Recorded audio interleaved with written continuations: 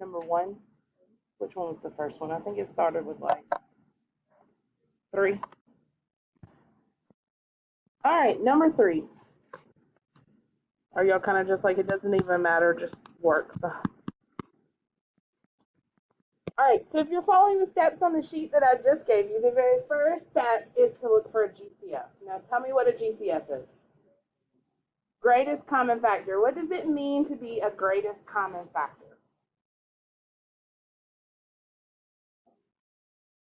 The biggest thing I can divide all the terms by without a remainder. Okay, so the biggest factor they have. Now in terms of variables, it would be the biggest number of variables that they all share also. In this case, the 3 doesn't have a variable, so I'm not going to have a variable in my GCF. But is there anything that other than 1, that I could divide all 3 of those terms by evenly? No, right? 2, 5, and 3, there's nothing that goes into all 3 of those. So I'm good to move on to the next term. All right. I'm in standard form, so I'm going to multiply the first and the last term together. That gives me what? 6x squared. And here's the puzzle. I need 2 things that multiply to 6x squared, but what do they have to add to? 5x. Okay, so what times what gives you 6x squared, but when you change that to a plus, will give you 5x. 3x and 2x. Does everybody see where those 2 numbers came from? Yes? All right, so now all I'm going to do is rewrite this 5x. Instead of 5x, I'm going to change it to 3x plus 2x, right? 3x plus 2x is still 5x. I haven't changed the value of anything. I just wrote it a little bit differently. Is everybody okay with that? All right. Now, slash it in half. And let's look at this as 2 separate problems instead of 1 big problem. So on the first 2 terms, what is the GCF? 1 what? 1x, right? You see why it's got an x there? They both have an x, so I take an x out. What's left? Because if you take an x out of this, what's left? But the 2 is still there, right?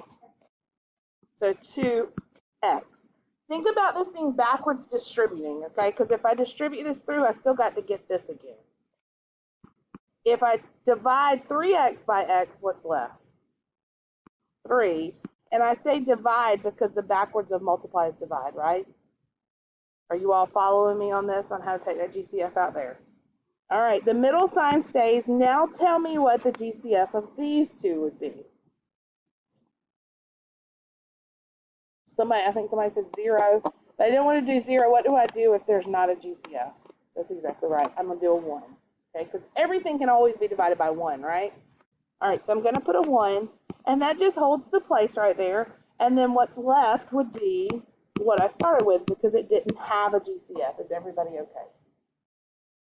Now you see that my 2 parentheses match exactly, right? When you get to that point, you know you've done it right. You're going to take this, and just like you pulled an x out and put it on the outside, you're going to pull out 2x plus 3. I'm done with that now. I only write it 1 time, and then whatever's left makes up my second parentheses. So what's left? X plus 1.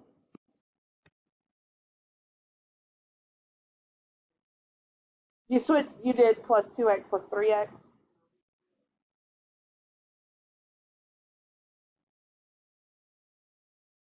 Oh, that's fine. That's fine. You probably, when you set it up, you wrote these and then you wrote 2x plus 3x? No? Yeah. That's the only reason. But because I can do multiplication in any order, it doesn't matter. So that's always, and I didn't think about mentioning that in the video, the order that you write these here does not matter which one comes first and which one comes second. And if you get this way, that's the same thing. Those are the exact same answer. Either one of those works. Does it make a little bit of sense to you? I see some yeses. I see some just like I'm doing magic up here. Okay, give me another one from your homework. Y'all are awful quiet. Which one? 8? 15x squared minus 2x minus 8. The bigger the numbers start to get, the harder your puzzle becomes to solve. Do I have a GCF here? Nope. There is not a number that I can divide 15, 2, and 8 by other than 1, so I can move on from that step. Now I would probably need a calculator, right? Because I'm going to multiply 15 and negative 8, which gives me what? Negative 120 position. Now I'm multiplying to a negative number, which means when I set up these two numbers to multiply, one of them is going to have to be negative. Do you agree? Only way to get a negative number when you multiply two things together is if one's positive and one's negative. So I need two things that multiply to negative 120x squared, but what do they have to add to? Negative 2x. Anybody find them? Exactly right. Negative 12 and 10. Are y'all okay there? When you get yourself in a situation with mixed signs like this, you always want to write the negative sign first. Okay, it's going to make your life a little bit easier as you go through. So I'm going to do 15x squared minus 12x plus 10x. Not wrong if you write it the other way. It'll just make it a little bit harder on you, but that's okay. All right, GCF of the first two. What can you take out of the first two? 3 what? 3x. What's left if you take 3x out? 15 divided by 3 is 5. You had 2 x's, you took one away, so it still leaves me with 1. And what's left here? 12x divided by 3x is 4. Everybody see where we got those values? Again, we're doing the opposite of multiplying, so we're dividing as we go through. Keep the middle sign. What's the GCF of the last two? 2. What's left if you take a 2 out? 5x and negative 4 again. And if you've done it right, these should match. And they do. I want to make sure everybody gets this because this is so important, y'all. We will factor in every single thing we do from here on out. All right, so now I take the 5x minus 4. One time, right? And what's left? 3x. How could I check it to see if I got the right answer? Distribute it through. Multiply it out. That's exactly right. What else? Give me another one from your homework.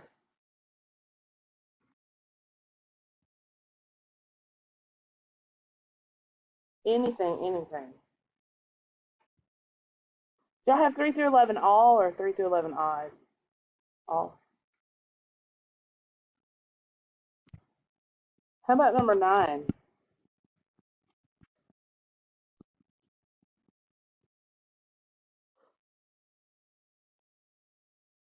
Why can't it be factored?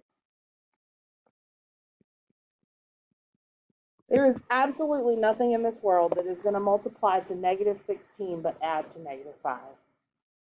There are not two whole integer numbers that do that, so we say it cannot be factored. I don't think I talked about that too much on the video. I forgot you had a cannot be factored. Tell me what you think about factoring. I know it looks easy when I do it because I know how to do it, but as far as you doing it, what do you think? Yes, no, maybe so? No? Let's do another one. Let's do one together then, since y'all don't have, you don't even know what to ask me on your homework, I don't think. You're just kind of like, I don't even know. You try this one, let's see what happens.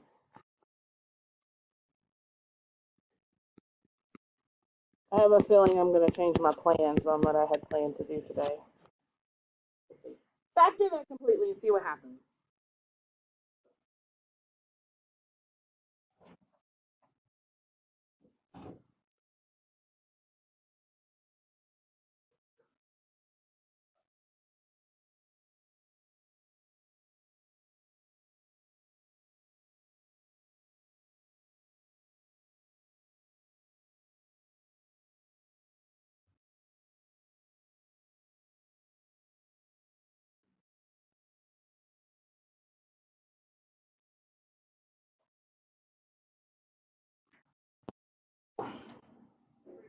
Greatest common factor, does it have one?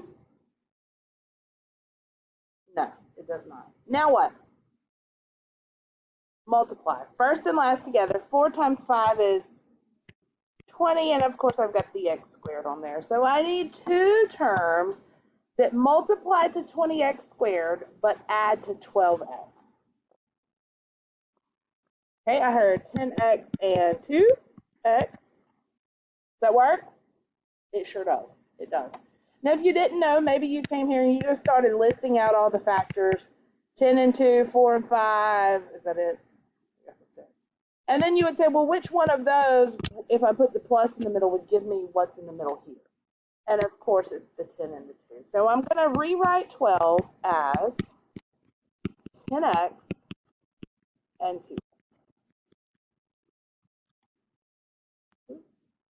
Greatest common factor of 4x squared and 10x.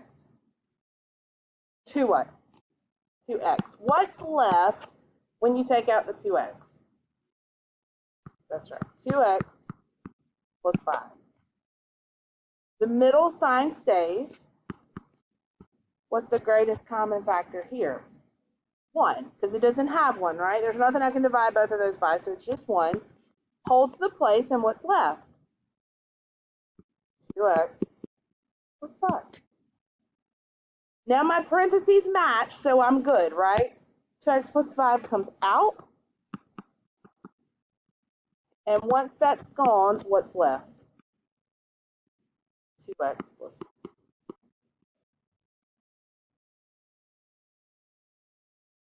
Let's try another.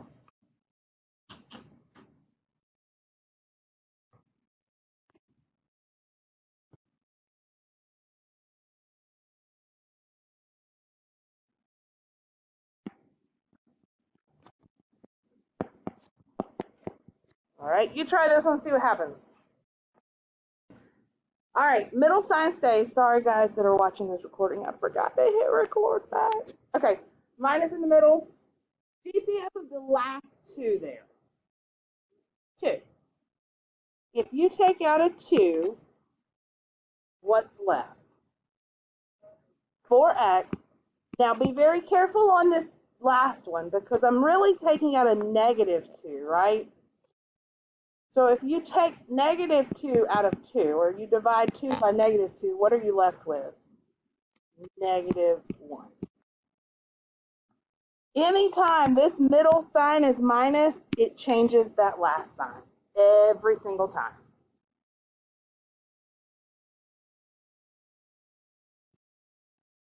Four x minus 1 is twice, so I take that out, and what's left? Is it getting a little bit easier? No. Okay, let's do another one.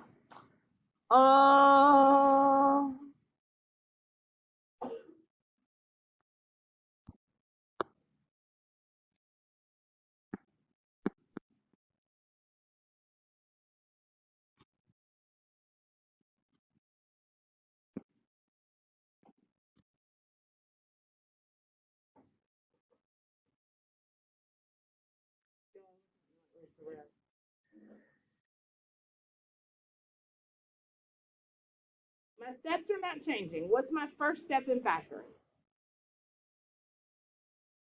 GCF, right? Now, is this a quadratic?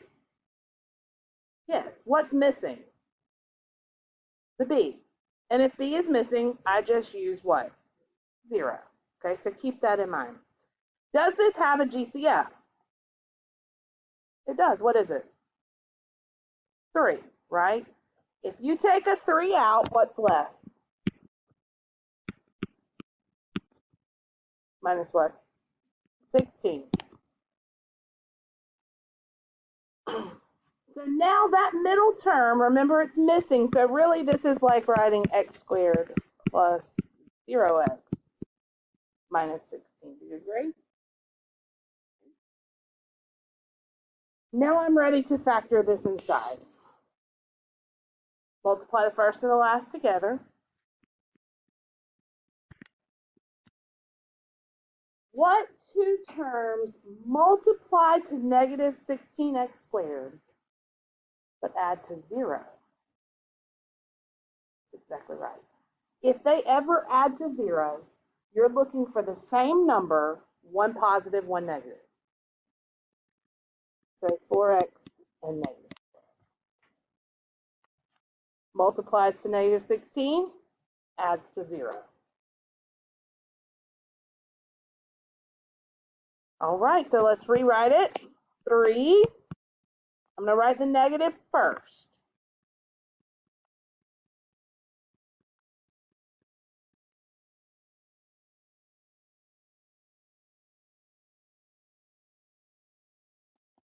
Slash.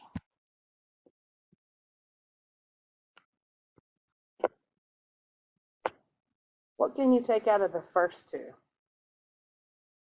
1x. That's exactly right. What's left when you take an x out?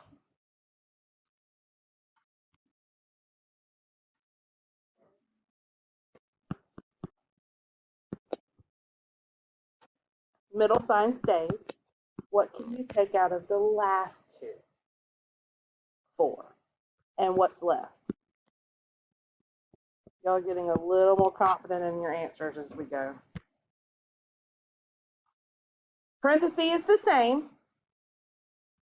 The 3 just keeps following this problem all the way down when you take that GCF out. So I'm going to write the x minus 4. And what's left?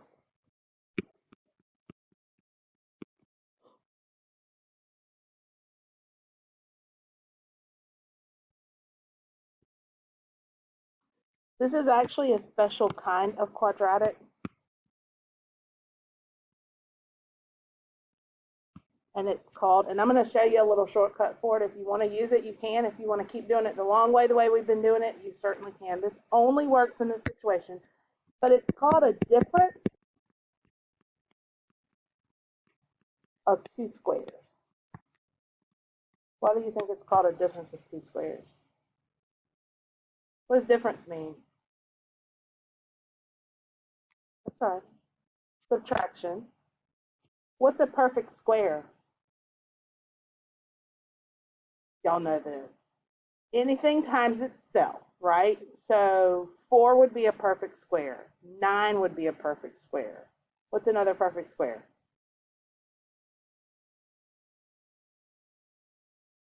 Times itself. 49 would be, because 7 times 7 is 49. So perfect squares. 4. 3 times 3 would be 9. 4 times 4 is 16. 5 times 5 is 6 times 6 is 7 times 7. 8 times 8. 9 times 9. What's the next one?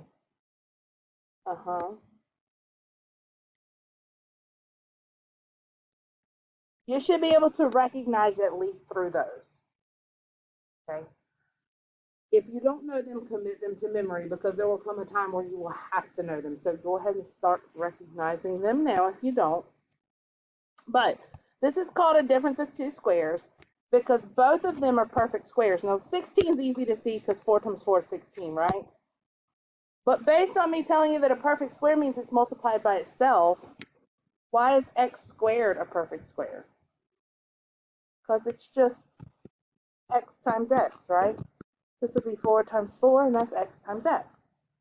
If you find yourself in a situation where you've got a perfect square minus another perfect square, it's a very easy factor.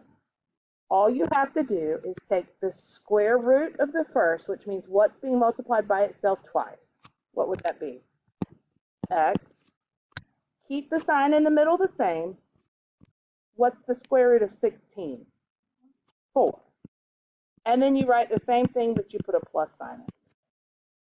So it's a little shortcut, so you can always do that if it's difference of two squares. In fact, the formula for it, if you have a squared minus b squared, this always factors as a minus b, a plus b. Very, very handy trick for you to have. We'll get to a point real soon in this chapter where you'll have to know that. Right now you can still do it long ways, but if you encounter something like that, it's a quick factor for you.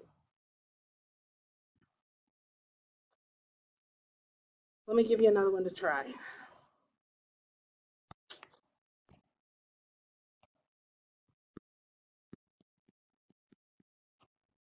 No, don't write that yet.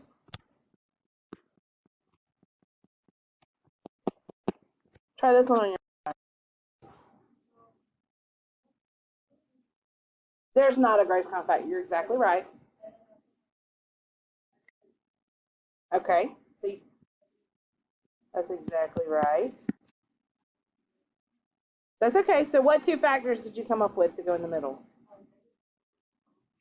-2 and 12. This is very similar to the one we did before, but I think we had a -12 maybe. Maybe not. Maybe we had this.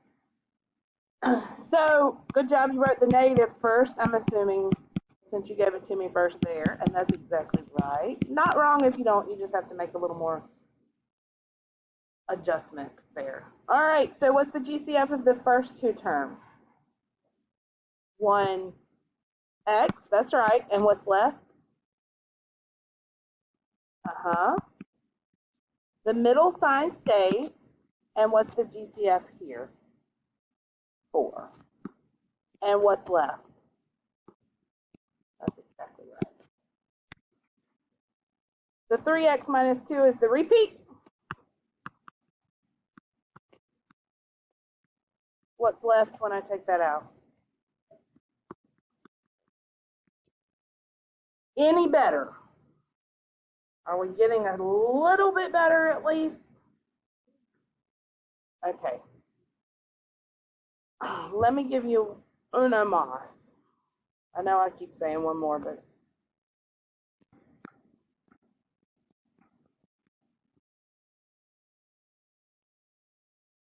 would y'all rather have your homework a hard copy tonight because it's like a worksheet, or would you rather just look at it online and write it down? Or does it matter? You like the hard copy? Does that matter? Okay.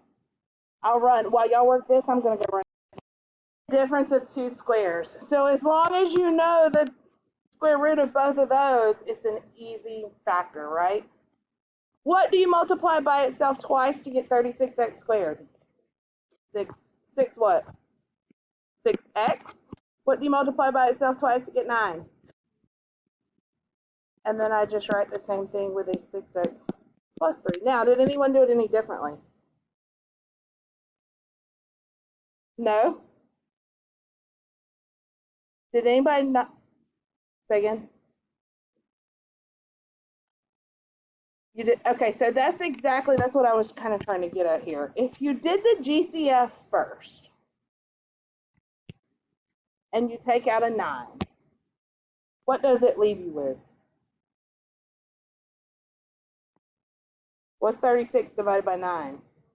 4x squared. 9 divided by 9 is? Do you still have a difference of two squares here? Sure do. And it's a little bit easier than this one, right? 9 times, what's the square root of, or what times itself twice gives you 4x squared? 2x. What's the square root of 1?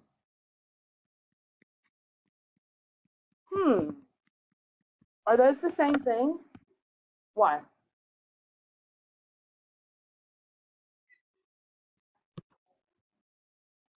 if I divided this one by 3, you're exactly right. So I took a 3 out of here. That would leave me with 2x minus 1, right? And I've still got 6x plus 3 over here on the end. Well, what's the GCF of this? A 3 again, right? So I'd have 3, 2x minus 1, 3. Now this is different than the factoring problem that we had been doing because there's not a plus or a minus here. This is all multiplication. So 3 times 3 would give me 9. And then I have the 2x minus 1 and the 2x plus 1. So it does come back to be the same thing either way you did it. All right, y'all want to do one more, or are you ready to work on in your groups through your problems? You got like 11 problems, I think, or 10. Just do them? Okay.